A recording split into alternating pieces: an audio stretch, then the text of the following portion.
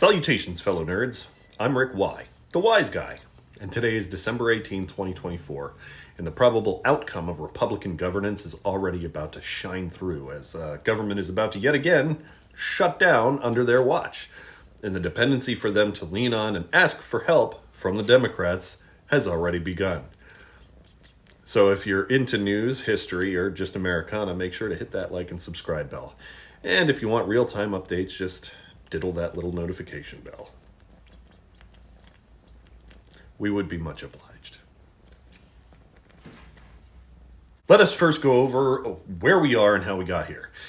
Literally, ever since Republicans took over the Congress, they have been unable to do one of the most basic jobs of their body, and that is to pay the bills. So, as a means to make sure that the government continues to function, the military gets paid, basic amenities are covered, and the government employees get their check in the mail, they've passed what is called a continuing resolution, or what those call in the biz a CR. What this does is set aside specific number of government agencies that will continue to get fiscal resources while the debate and negotiation for less important matters continues. These are usually handled through what are called appropriations bills. There are three types that you need to be aware of: regular, continuing, and supplemental.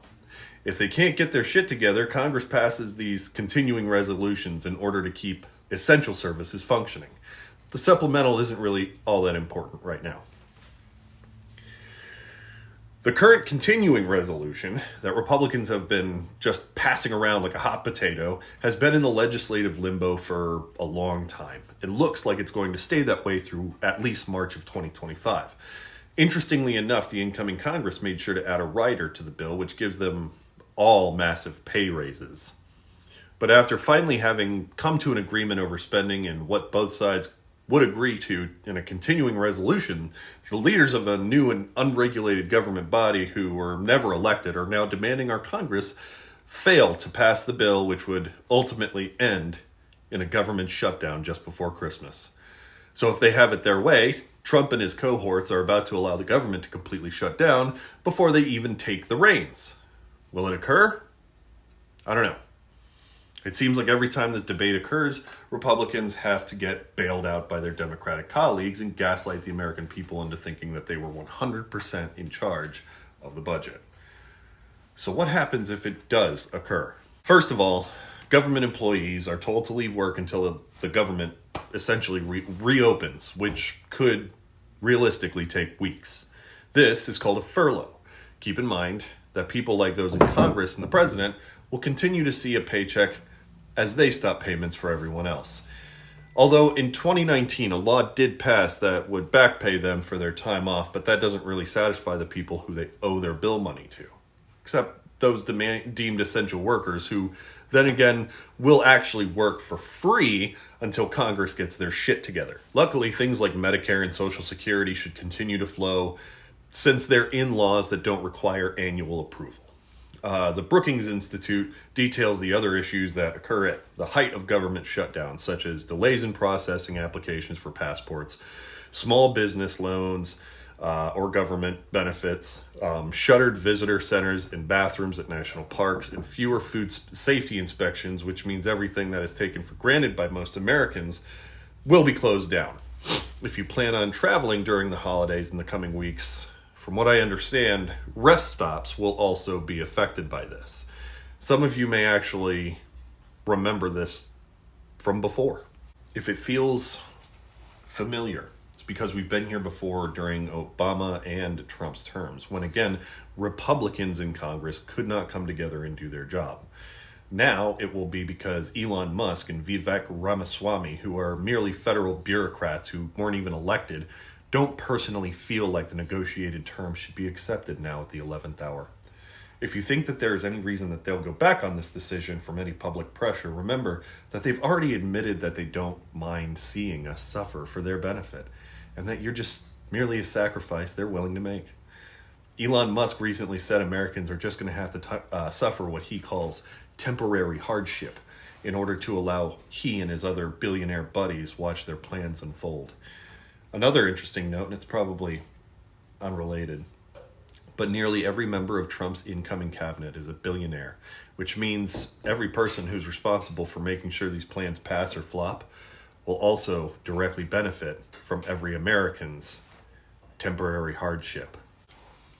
From already demanding Congress, as private citizens, shut down before Trump even takes office, while also ensuring that there was going to be temporary hardship for us, to also promising to dismantle the Department of Education and other institutions that help families at the lowest rungs of our economic ladder.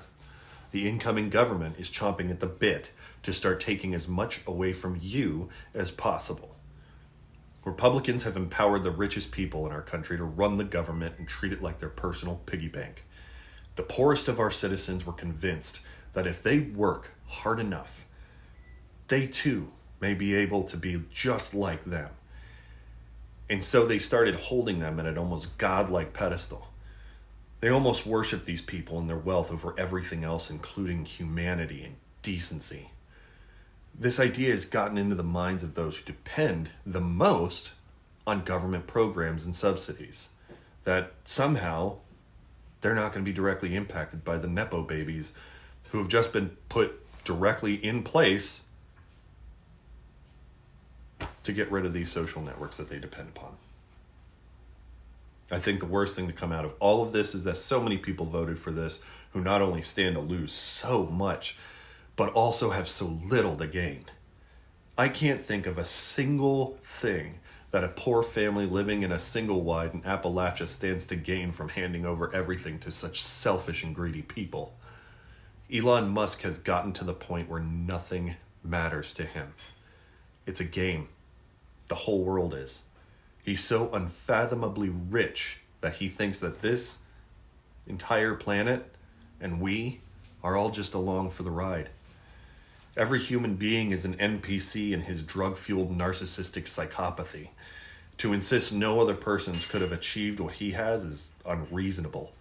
Again, he made solid investments after using the money that his dad gave him to create what was essentially a yellow pages for businesses during the early days of the internet. Yet because of this wealth and his wealth alone, so many impoverished people have let themselves be convinced that they live in a fictional world and he's going to be their savior. And they've applauded as he openly tells them he's going to fuck them over. What most Americans don't seem to understand about the system that they so desperately cling to is that it's not designed for them to succeed, and instead only allows room for a very few, while the majority of us squander.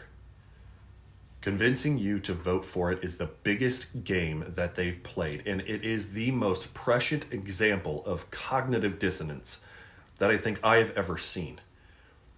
The other sock puppet of the Department of Government Efficiency is Vivek Ramaswamy, and he has equally outrageous and nefarious plans to strip Americans of both their money and their basic dignity. This isn't something that we can let fall to the wayside. We can't let this be merely the first of many forgotten or normalized abhorrent behaviors, because when we do, we offer them the door to exploit us. Poor people are not the problem. Poverty is. And what's the best way to keep from that occurring? You stay informed, you stay engaged, and you stay decent.